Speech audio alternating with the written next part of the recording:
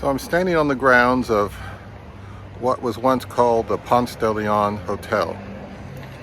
Completed in 1888, this was considered the finest hotel in America for a period of time. It was built by Henry Flagler, the gentleman who made his fortune with John Rockefeller and the Standard Oil Company, and he had grand ideas of developing Florida into a destination for northerners to come in the winter. The term Golden Age commonly refers to a really prosperous time or historic peak or zenith. The Romans, the Chinese, the French, the English, the Italians all had periods that we now call Golden Ages. It can also refer to a specific time in a cultural or technological field when great things are accomplished. Examples are like the Golden Age of Hollywood, or television, or comic books, or hip-hop, or other things. It usually happens when events are just getting started and the right circumstances are coalescing. A multitude of energetic and creative minds are working at a very high level and breaking new ground. St. Augustine, Florida probably experienced its golden age during the late 19th and early 20th centuries. The Great Depression and the Second World War surely ended it, but we're fortunate that these structures remain for us to enjoy today.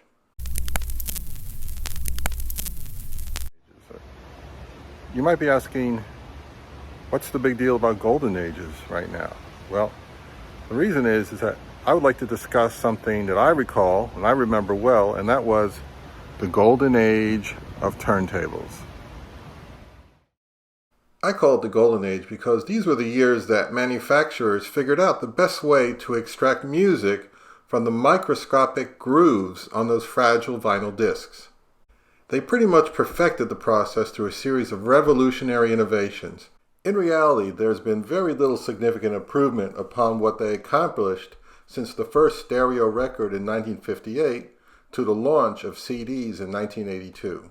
Obviously, there have been some new materials and manufacturing techniques developed since then, but all new turntables sold today are just refinements on designs that are decades old. So why was this the Golden Age? Well, remember, this is before our current digital age, so everything was analog. It was a very competitive marketplace. Everybody was making turntables. By far, vinyl was the most common way to listen to music on your own besides the radio. You could buy records just about anywhere. I remember seeing them in drugstores and gas stations and just about everywhere else. Manufacturers spent a lot of money on research and development to come up with, really cool, great performance, designs, and new features. Record changers were really popular back then. I remember my parents would take half a dozen records and put them on the spindle and let them play for, a couple hours and then flip them over and then play the other side. It was really convenient and people loved it. These early dual and Garrard players were driven by a mechanism known as an idler wheel. They needed torque to spin a platter that's laden with a stack of LPs. As you can see by these photos, there's a little wheel under the platter that makes contact with the underside rim and spins the discs at the required speed. The downside of this is that the little wheel eventually wears out in spots and begins to introduce low frequency rumble into your music, which is something you don't want. The next big innovation was belt drive in the early 60s, and this employed a rubber belt to spin the platter. Now, these were very popular for single-play decks because audiophiles at the time believed and were horrified that the idea of stacking records on a photograph was going to ruin them. The big advantage of a belt drive turntable is that it's a quiet, simple system that has built-in vibration dampening, which keeps the motor and the platter separated by a rubber band that absorbs any kind of vibration.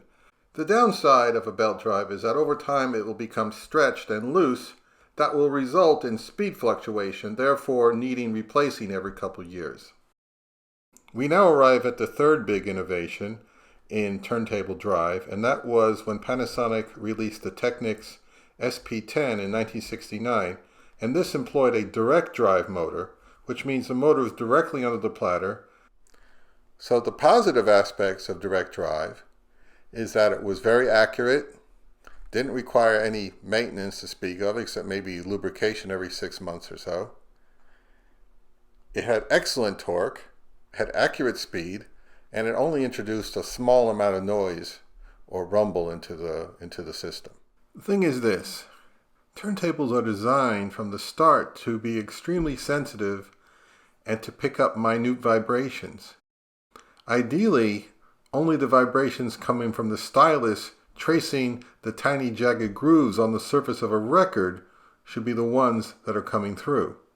Their sensitivity also makes them susceptible to picking up vibrations from the speakers, the motor, and humans and animals moving about in the room. So, what innovations did they employ to minimize these unwelcome vibrations that affected your music playback? Well, basically two. There was the suspended sprung chassis and the springy or padded feet under a heavy base or plinth. Suspended chassis generally floats the platter and tone arm on a metal sprung platform. This causes the platter and arm to be decoupled from vibrations coming from the bass and allows them to move in unison if the player is lightly disturbed. The springy feet method also isolates the bass from vibrations, but this design mostly relies on a dense and heavy plinth to dampen these vibrations. They can be made of MDF, metal, stone, wood, resin, and acrylic. Another vital innovation from the Golden Age was the development of the tone arm. Its job is to support the cartridge with the optimized downward and side-to-side forces that allow it to properly track the grooves on a record. For the best audio, it needs to track the needle in the dead center of the groove while the record rapidly spins, and cope with a multitude of vibrations and undulations coming at it from all directions. This era spawned two fundamental pivoted designs, the straight arm and the S-shaped arm. The two shapes have benefits and drawbacks that I won't go into here, but let's just say both perform the job extremely well. Some people may ask, what about those linear tracking tables? Weren't they supposed to solve the challenges the pivoted arms had? Well, for a period, linear tracking models were popular. In theory, linear tracking should be better, but in the end, they were just too complicated and expensive to execute well. They had issues the pivoting arms didn't, actually, and aesthetically, to me, they just don't look as nice. Now lastly, let's talk about cartridges, perhaps to some the most overlooked part of a record player. You know, that's unfortunate because above all of the other components of a turntable, the cartridge has the highest degree of influence on the sound that a turntable can produce. This is the primary device responsible for extracting the sounds from the record grooves. How deep the diamond can go down into the microscopic channel directly influences the quality of the sound. You pay substantially more for a stylus that is shaped to a finer point than one that is not. During the Golden Age, cartridge manufacturers like Shure, Denon, Pickering, Audio-Technica, Empire, and Ortofon were innovating like crazy, developing new stylus shapes, using new materials and technologies that still hold up extremely well 60 years later. I currently use a highly regarded Shure cartridge that's over 45 years old and still sounds amazing with a new stylus. To me, the Golden Age ended in 1982 when the first CDs and CD players were launched to the public. I know that good turntables were still being produced after that, and DJs around the world continued to use the legendary Technics SL-1200 for decades longer.